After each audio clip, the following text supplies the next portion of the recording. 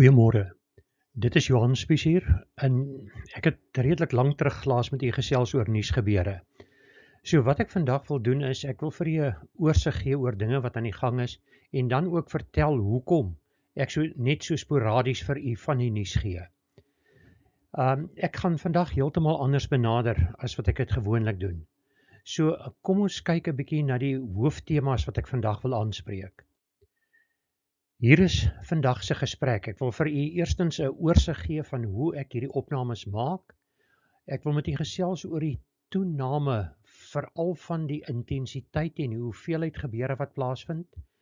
Ek wil vlugtig met u gesels oor die Gog-Magog oorlog waar ons gaan kyk na die binnesirkel en as ek praat van binnesirkel is dit die lande om Israel, die buitesirkel lande verder van Israel af, dan ook die effek wat Sirië gehad het op die nuus. En dan die oorlog wat nou al so lank aan die gang is tussen Rusland en Oekraïne, wat het dit te doen met eindtyd gebeure? Dan is die temas wat ons gaan aanspreek, die wysheid van die mens, waar die mens met vals teologie na vore tree, waar die mens homself verhef tot bo God, waar die mens glo dat God jou vleeslik seën, nie geestelik nie, en dan wil ek kom by 'n gedeelte in die skrif wat praat oor wilde diere, wat die mensdom gaan verskeer. Ons ken nie iets soos wilde diere, wat die mensdom wil verskeer nie. Waar kom dit vandaan? Is dit iets wat nog moet gebeur? Hoe steek die hele ding in mekaar? En dan wil ek daarom op 'n positiewe noot eindig, en dit is waarheen nou? So kom ons begin. En dit is met die oorsig. Die manier waarop ek hierdie gedeeltes hanteer, is elke dag van die week kyk ek tussen 'n uur na 2 uur verskillende video's van mense wat op hierdie terrein spesialiseer. Ek kyk wat hulle sê oor gebeure. Ekskuus tog. Ek vat dit dan saam en dan begin ek so donderdag aand, Vrydagoggende begin ek om my skyfie saam te stel. Saterdag neem ek dan die voordrag op wat ek vir u wil lewer. En dan plaas ek dit of Saterdag of Sondag gewoonlik. Maar daar het sekere dinge gebeur. En dit is hierdie baringspyne waarvan ons in die Bybel lees. As geboortepyne by 'n vrou voorkom, dan is die een ding wat gebeur, dat die periode tussen pyne al hoe korter word. En dan word die pyne ook al hoe erger, hoe verder die geboorteproses vorder. En dit is wat ons in hierdie gedeelte, wat ons in die nuus ook sien. Waar ek 'n week se gebeure kon saamvat en vir u vertel daarvan, verander goed so vinnig, dat ek amper uurliks 'n opname sal moet maak, om u op hoogte te hou met wat aan die gang is. Dit is 'n ongelooflike tempo waarmee dinge gebeur. En baie keer doen ek iets in 'n opname wat 'n halfuur later bewys word, maar dis presies die teenoorgestelde van wat ek vir u vertel het, is eintlik aan die gebeur. Ons word verwar deur hierdie hoeveelheid gebeure. En dit het meegebring dat ek begin wegskram het om hierdie opnames vir u te maak. En dit is dan ook een van die dinge waaroor ons dan vandag wil gesels. So ons kry hierdie absolute toename in intensiteit en in frekwensie. So kom ons kyk dan verder na gebeure en hoe dit hierdie dinge beïnvloed. Ons lees almal in Jesegiel 38 en 39 van die Gog-Magog oorlog en in Psalm 83 van die sogenaamde binnekringoorlog. Nou, dinge wat hier ter sprake is as ek praat van die binnekring, dan praat ek van die gebiede direk om Israel. Met ander woorde, die gedeelte wat ons, en nou met eens wil niks saamwerk nie, kom ons kyk 'n bietjie wat ek kan doen. So ek praat oor hierdie gedeelte en wat daar aan die gebeur is. Daar is hy, uiteindelik werk hy saam. So dit is daardie lande. Dit is die lande waarteen Israel nou in 'n oorlog gedompel is. Wat gaan in daardie oorlog gebeur? Op hierdie stadium is Israel besig om hierdie nasies rondom hom basies te vernietig. Hy is besig om Gaza heeltemal te vernietig. In Libanon doen hy dit in die onderpunt van Sirië, en dit lyk asof Jordanië die volgende een gaan wees wat tot hierdie stryd toetree. Hy doen dit ook daar. Maar is nie net daar wat hy teen hulle veg nie. Amerika het dit eintlik nou op hulle geneem om teen die Houthis te veg wat hier in hierdie gedeelte van Jemen in die suide is. Dan is daar nog steeds die stryd wat ook met Iran aan die gang is oor die wapens wat daar vervaardig word. En dan het Iran in die afgelope weke hele klomp van hulle wapens na Irak geskuif, sodat Irak ook kan toetree tot hierdie oorlog. So, wat ek vir u probeer sê, is gebeure verander so vinnig, dat dit feitelik onmoontlik is om u op datum te hou met dit wat gebeur deur net een keer 'n week 'n opname te maak, en ek het nie tyd om meer as dit te doen nie. Die groot vraag bly vir my, wat is die belangrikste? Moet ons hierdie opnames maak? Moet ons sien wat in die toekoms gaan gebeur? Of het sake nou reeds so ver gevorder, dat ons alle pogings moet aanwend om God se woord te verkondig en dit so wyd uit te dra as moontlik? Is dit nie op hierdie stadium 'n belangriker ding as om te praat oor wat ons in die toekoms kan verwag nie? Dit gesê, dan wil ek dadelik daarteen weer praat. Kom ons kyk, wat kan ons verwag van die toekoms? Dit lyk asof met die hulp van Amerika, Israel hierdie binnekring vyande van hom heeltemal gaan uitroei, of minstens 'n vredesooreenkoms met hulle gaan hê.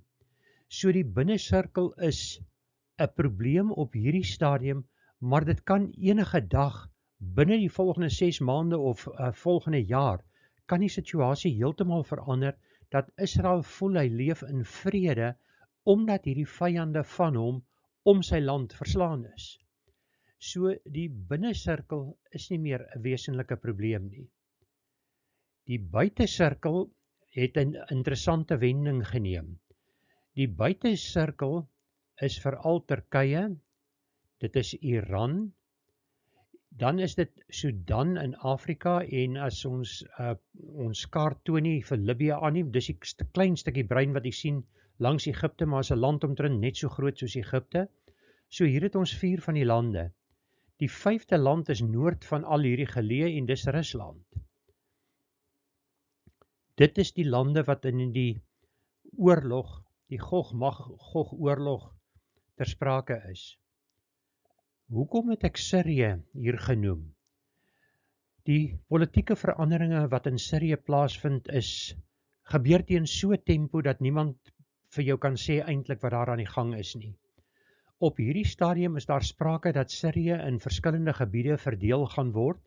Die Amerikaners wil hierdie noordelike gedeelte, met ander woorde daardie stuk van Sirië wil hulle hê. Dit is waar die Koerde woon. Maar Turkye soek presies dieselfde gedeelte, want hulle wil die Koerde vermoor.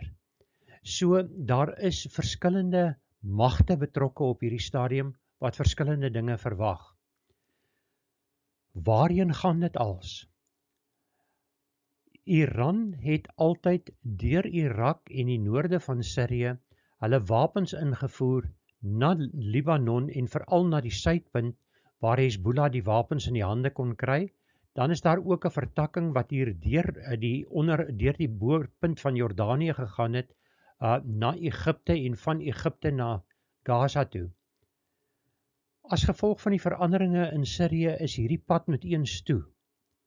En nou het Iran begin met heeltemal 'n nuwe vorm waarin hulle wapentuig vervoer. Die wapentuig kom van een of ander van hierdie kusstede van Iran, kom ons teken maar die hele gebied. Dit volg 'n seeroete, en met hierdie seeroete gaan dit na Sudan toe. Van Sudan af word dit gevoer na Libië. Van Libië af word dit na Turkye gevoer. Watter lande is betrokke by die Gog-Magog oorlog? Iran, Sudan, Libië, Turkye. Dit is 4 van die 5 groot name wat genoem word. Deur die gebeure in Sirië is hier die nuwe weg geskep waar hulle nou kan optree en daar word 'n bondgenootskap gesluit as gevolg van hierdie smokkelroete wat gevolg word om die wapens te versprei. Sien u hoe een klein gebeurtenis, iets wat binne 'n 3 dae gebeur het, amper die hele wêreldorde omkeer.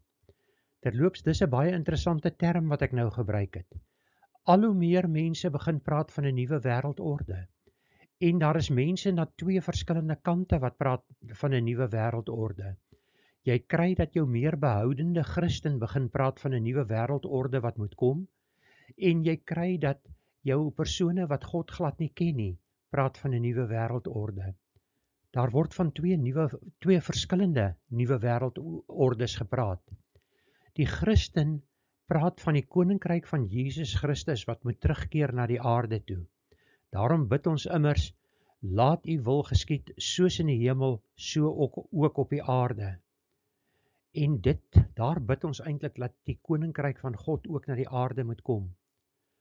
Maar die ander kant, die mense teen Christus, soek 'n ander wêreldorde.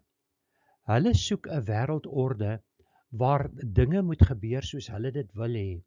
Hulle soek 'n wêreldorde waarin daar nie grense is nie. Met ander woorde, laat een land oorvloei in 'n volgende land in. En dat almal een groot gemeenskap vorm. Hoor u dit wat ons gereeld hoor as ons praat oor eindtyd gebeure? So hier kry ons 2 magte wat besig is om teen mekaar te ontwikkel, die een vir God en die een teen God. Ek het die afgelope jaar of 2 al dikwels gepraat dat dit vir my al hoe meer lyk asof die wêreld in 2 verdeel, die wat vir God is en die wat teen God is. En hierdie dinge versterk daardie opinie van my. Dit bring my by Rusland en Oekraïne. Hoekom het so iets plaasgevind? Enerzijds om wapentuig te toets, om te kyk wat met die wapens kan gebeur. En Oekraïne word daar ook nou voorstelle ingedien dat Oekraïne in 3 verdeel moet word, waar die een gedeelte saam met die Weste sal gaan, daar's 'n gedeelte wat Oekraïne bly, en daar's 'n gedeelte wat na Rusland se kant sal gaan. Maar die stryd duur voort, want op hierdie stadium veg elkeen van hierdie magte om die maksimum moontlike grondgebied vir hulle self te verkry. Dit is waaroor die stryd gaan. Dit bring ons sommer by 'n leier soos Trump. Trump doen verskriklik baie dinge wat baie goed is. Maar daar's 'n hele klompie dinge wat Trump doen wat totaal anti-Bybels is, wat verkeerd teen in stryd met die Bybel is. En dit laat 'n mens wonder waar dinge presies staan. Wat ons wel weet en wat ons met oortuiging kan sê, is dat Trump 'n werktuig in die hande van God is, en dat God hom gebruik om sekere dinge reg te kry. En is God besig met die finale opstelling van die wêreldmagte, dat die wêreld moet verdeel in hierdie groepe wat nodig is, sodat die eindtyd kan begin. Ek het die titel van hierdie ding gegee oor 'n legkaart. Dit begin al hoe meer vir my lyk asof hierdie hele legkaart feitelik aan mekaar is. Ons kom nou by die maklike gedeelte waar jy vinnig stukkies ingepas kry op verskillende plekke. So, ons kan nie met sekerheid sê wat gaan gebeur nie. Maar wat ons wel sien, is dat dat die politieke veld is reg vir die anti-kris om te kom. Dit bring ons by die wysheid van die mens. En as ons kom by die wysheid van die mens, is daar verskillende dinge waarna ons gaan kyk. Ons gaan kyk na vals teologie, dat die mens homself verhef bo God, dat die mens glo dat God jou vleeslik gaan seën, en ek los nommer 4 vereers uit. Kom ons kyk wat staan in Lukas 21 vers 16 tot 19. Maar julle sal oorgelewer word ook deur ouers en broers en bloedverwante en vriende, en hulle sal van julle doodmaak. Met ander woorde, jy gaan nie eers meer die veiligheid van jou familie se kant kry nie. En julle sal gehaat wees ter deur almal ter wille van my naam. Soos jy vir God is, gaan selfs jou familie teen jou gekant wees. En dan kom die volgende versie wat totaal buite verband aangehaal word deur baie mense, en geen haar van julle hoof sal ooit verlore gaan nie. Beteken dit jy gaan nie bles word nie? Dis nie waaroor dit hier gaan nie. Dit is wat ek geskryf het as die vleeslike seun, en baie mense interpreteer, hulle vat hierdie vers heeltemal uit konteks uit, en dan sê hulle, maar God gaan jou op finansiële terrein seën, hy gaan jou gesondheid gee en al daardie goed. Dit word nie vir ons beloof nie. Wat vir ons beloof word, is dat ons geestelik sal groei as ons in God bly. Het jy 'n vals teologie, of is dit die teologie wat jy ook glo? En dit gebeur omdat die mens homself bo God verhef. En dan Lukas 21 vers 19 gee eintlik vir ons die laaste gedeelte hiervan. Deur julle volharding moet julle lewe in besit kry. Ons moet die ewige lewe in besit kry, en dit is ons moet volhard in God. Ons moet glo in dit wat hy vir ons gesê het, ons moet sy opdragte uitvoer, ons moet met hom leef. Hierdie vals teologie kom en vertel vir jou dat Jesus is liefde en hy sal niemand laat hel toe gaan nie. Dit staan nêrens in die Bybel so opgeteken nie. Dit is die mens wat homself verhef tot bo God en in die Bybel goed wil inskryf wat daar nie in die Bybel is nie.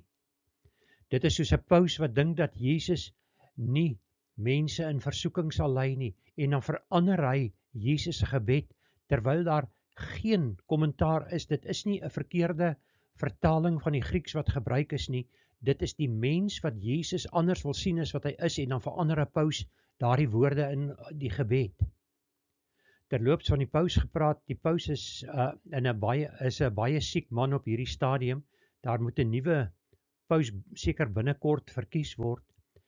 En hierdie wêreldgebeure wat nou so in plek val, is hulle nie nou op so 'n plek dat daar 'n dinamiese jong man gekies word, dat die wêreld hom gaan aanvaar as die godsdienstleier van die wêreld, en dat as jy jou godsdienst gaan verskil van daardie nuwe pausin, dat jy dan veroordeel gaan word.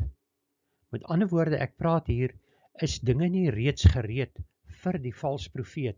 Nou praat ek van die vals profeet, nie van 'n vals profeet nie, vir die vals profeet om na vore te tree.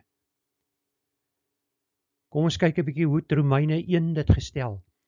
Want dit is God se onsigbare dinge, kan van die skepping van die wêreld af in sy werke verstaan en duidelik gesien word, naamlik sy ewige krag en goddelikheid, sodat hulle geen verontskuldiging het nie. Maar die mens het so wys geword, hy glo nie meer dat God geskape het nie. Hy glo nie dat die skepping van God afkom nie. Hy glo dat dit evolusie is wat die dinge gemaak het. Maar hier staan dat jy geen verontskuldiging het nie. Met ander woorde, jy kan nie evolusie aanvaar en God aanvaar nie. Dis 'n teenstrydigheid. As jy evolusie aanvaar, verwerp jy God se krag en mag om hierdie dinge te doen. Vers 21 gaan verder, omdat hulle, alhoewel hulle God geken het, hom nie as God verheerlik of gedank het nie, maar hulle dwaas geword in hulle oorlegginge en hul onverstandige hart is verduister.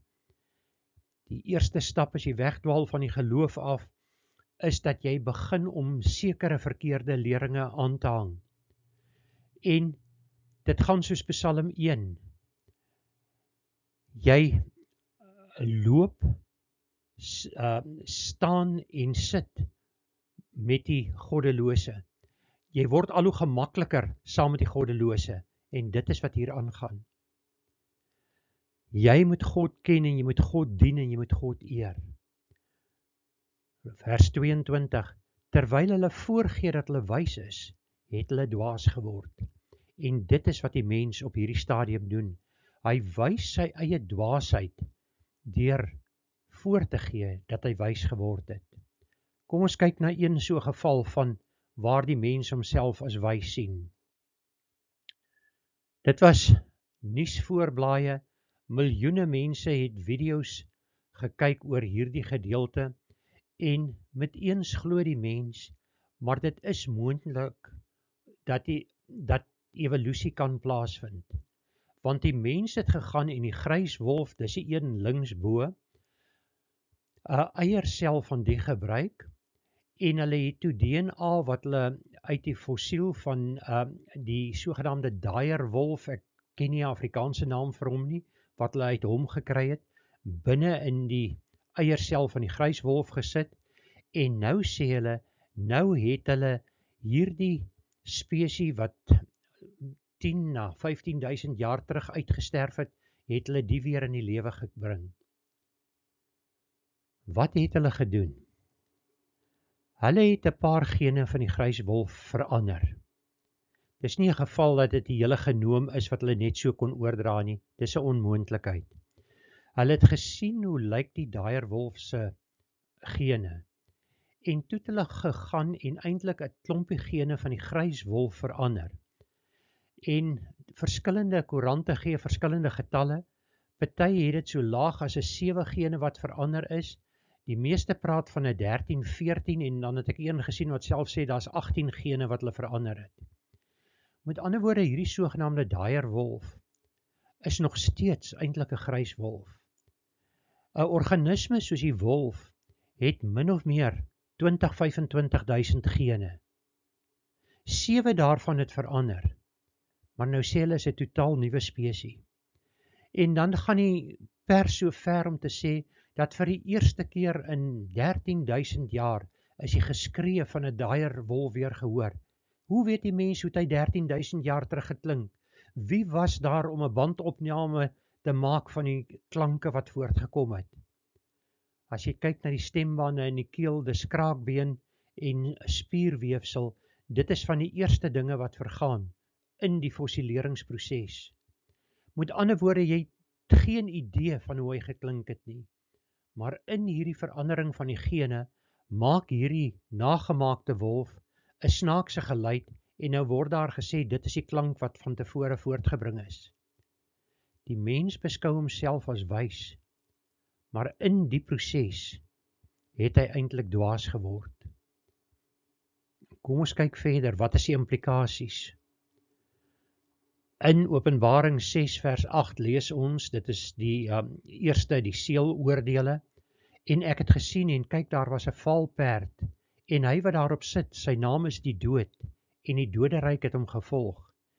En aan hulle is mag gegee oor die 4de deel van die aarde om dood te maak met swaard en hongersnood en pes en deur die wilde diere van die aarde. Hoeveel diere is daar tans op aarde wat die mens sal verskeer? Die mens het wapens wat hulle beskerm teen hierdie diere. Maar dink nou as hierdie laboratorium hulle sogenaamde sukses verder wil voer en hulle gebruik een of ander geitjie of akedus of krokodil om 'n Tyrannosaurus Rex te laat herleef. Wie gaan daardie diere beheer? Daardie dier is in staat om baie mense dood te maak. In gebeure oor die eindtyd is een van die dinge wat die mense wat nie die Bybel goedgesind is, gebruik juis hierdie gedeelte oor wilde diere, om te sê dat die diere van die aarde nou beheer word, en dat daar nie so verskering van die mens gaan voorkom nie. Terloops, hierdie verskering van mense deur die diere, is deur Jesaja, Jeremia, Esegiel en Hosea beskryf in profeseë. So dit is lank terug beskryf, en in die einde van Openbaring lees ons weer daarvan. En nou sien ons hoe die mens kan maak dat daar weer van hierdie diere gaan wees wat die mens kan verskeer. Die mens in sy sogenaamde wysheid skep dinge waarvan hy niks weet nie. Interessant, een van die video's wat ek oor hierdie onderwerp gekyk het, is deur 'n ateïs gemaak, en die ateïs sien hierdie hele ding as 'n bewys dat evolusie kan plaasvind, want hier het die mens 'n nuwe spesie geskep. Dis nog steeds 'n wolf. Dis nie 'n beer wat nou geskep is, of iets heeltemal anders nie. Dis nog steeds 'n wolf. met net 'n paar gene, kom ons maak dit maar 10 gene wat anders is as in die gryswolf. Is dit werklik 'n nuwe spesies? Maar dit is wat die mensdom beweer. Maar wat vir my meer onrusbarend is, as hierdie wilde diere wat die mens kan verskeer, is dat hierdie tegnologie ook op die mens gebruik kan word. En hierdie tegnologie kan gebruik word om wat hulle in Engels beskryf desirable gene in die mens te sit, met ander woorde gene wat jy verkies. So jy stap in die laboratorium in, jy sê, ek wil 'n seentjie hê, hy moet blou oë hê, hy moet redelik intelligent wees, en hy moet fisies sterk wees, so jy tel jou punte, klik jy so af op 'n kaart wat jy voltooi, en hulle kies vir jou die gene wat vir jou so 'n seentjie kan maak. Jeremia 1 vers 5. Ek het jou geken van voordat ek jou in die moederskoot gevorm het God vir Jeremia gesê. Psalm 139 vertel vir ons hoe God elkeen van ons saamgeweef het in ons moederskoot, dat hy ons geken het toe ons gebondelde klompie selle was. God het elkeen van ons uniek gemaak, maar nou kom die mens, en die mens stel homself bo God, en die mens wil bepaal hoe die volgende generasie moet lyk. Sien u waarom ek hierdie punte so oor en weer moet bespreek, want die goed is so ineengevleg, jy kan nie een punt van hierdie punte vat en klaar maak nie. Maar in hierdie tydperk wat ons leef, is dit die dinge wat gebeur. Is hierdie nie net nog 'n legkaartstukkie wat in plek val, dat hierdie wilde diere van die aarde kan terugkeer wat die mens gaan verskeer nie? En verstaan u my dilemma? Hoekom dit so ongelooflik moeilik is om hierdie video's te maak? Omdat die goed so vinnig verskil.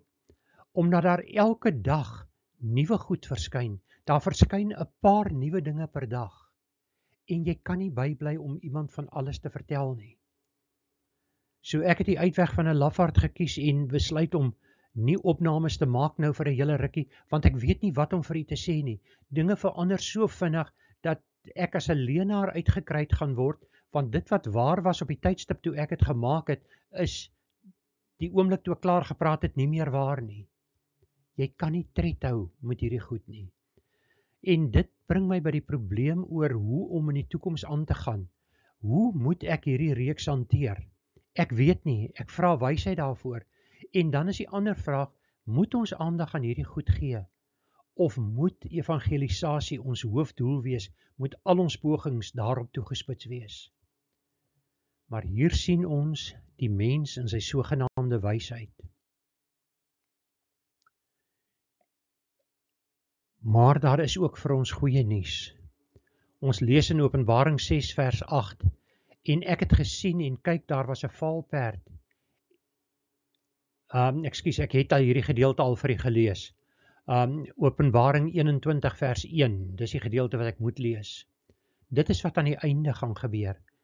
Nadat die hare van jou hoof wel beskadig is, vir diegene wat Lukas verkeerd vertolk, en ek het 'n nuwe hemel en 'n nuwe aarde gesien, want die eerste hemel en die eerste aarde het verbygegaan, en die see was daar nie meer nie. En ek, Johannes, het die heilige stad, die nuwe Jerusalem, sien neerdal van God uit die hemel, toeberei soos 'n bruid wat vir haar man versier is. En ek het 'n groot stem uit die hemel hoor sê, kyk, die tabernakel van God is by die mense, en hy sal by hulle woon en hulle sal sy volk wees. En God self sal by hulle wees as hulle God. En God sal al die trane van hulle oë afvee, en daar sal geen dood meer wees nie. Ook droefheid en geween en moeite sal daar nie wees nie, want die eerste dinge het verbygegaan. En hy wat op die troon sit het gesê, kyk, ek maak alles nuut. En hy het aan my gesê, skryf, want hierdie woorde is waaragtig en betroubaar, en dit is hoe die hele Bybel is. Die hele Bybel is waaragtig en betroubaar, en jy moet glo wat in die Bybel is, maar lees dit wat in die Bybel staan in konteks. Lees minstens 'n hoofstuk, verkieslik 'n boek, en kyk hoe dit inpas. Vers 6. En hy het vir my gesê, dit is verby. Ek is die Alfa en die Omega, die begin en die einde. Aan die dorstige sal ek gee uit die fontein van die water van die lewe verniet. Hy wat oorwin sal alles beerwe, en ek sal vir hom 'n God wees, en hy sal vir my 'n seun wees. Met ander woorde, daar wag 'n wonderlike tyd op ons. Ekskuus, die eerste teks wat ek vir u begin lees het ek in die kopieringsproses verkeerd. Ek wou vir u gelees het dat hy al ons trane gaan afvee, daar gaan geen dood meer wees nie, uit Openbaring uit. So, jammer vir die fout. Maar wat ons hier sien, is daar is 'n toekoms, daar's 'n toekoms saam met God. Maar dan moet jy jou lewe vir God gee. Jy moet glo dat Jesus Christus aan die kruis vir jou gesterf het. Ons staan nou in die lydenstyd. In hierdie week wat voorlê, het hy deur die diepste smart gegaan wat jy kan kry, totdat hy uiteindelik vasgespijker is aan die kruis. En hy is daar vasgespijker ter wille van my en van jou. Dis vir ons sondes wat hy daar vasgeslaan is. En nou kry jy soveel kerke wat omdraai en sê, maar dis die Jode wat hom laat kruisig het en daarom verwerp hy hulle. Hulle was bloot 'n middel wat gebruik is. Ek en jy vandag, 2000 jaar later, is net so aandadig aan Jesus se kruisiging, want dis vir ons wat hy aan die kruis moes sterf. Glo jy dit? Glo jy die evangelie van Jesus Christus? Of wil jy ook in die ewige verdoemenis beland? Hemelvader, dankie dat ons hierdie boodskap kon deel. Here, vir my is dit 'n baie moeilike boodskap. Wat ek sien is dat die eindtyd gebeure is so met ons, dat u enige oomblik kan kom. En Here, my bekommernis is, daar is soveel mense wat u nog nie ken nie. In ons eie families, in ons eie gesinne is daar mense wat u nie ken nie. Here, help ons dat ons u woord sal kan uitdra. Help ons, gee u ons die krag, dat ons sal standhou teen die aanslae wat deur verdraaide teologie na ons kant toe kom. Here, gee ons die krag dat ons Bybels kan bestudeer. Gee ons die insig dat ons Bybel sal verstaan, dat ons dit sal kan interpreteer, en dat ons u woord sal regstel waar mense dit verkeerd gebruik. Here, help ons, ons is nie daartoe in staat nie, maar ons is deur u wat ons krag gee. Sonder u krag kan ons dit nie doen nie. Daarom vra ek u vandag, wees met elkeen, lei u ons verder, wys u vir ons die pad aan, en help ons, dat ons behoue sal bly, tot ons u ontmoet. Ek vra hierdie dinge in die naam van ons Verlosser, in die naam van Jesus Christus, wat ter wille van my en die meeste wat hierna luister, aan die kruis gesterf het. Here, dankie vir u liefde. U het dit gedoen terwyl ons nog sondaars was.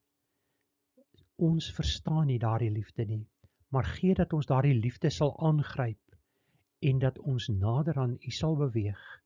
Ek vra dit in die naam van Jesus Christus. Amen.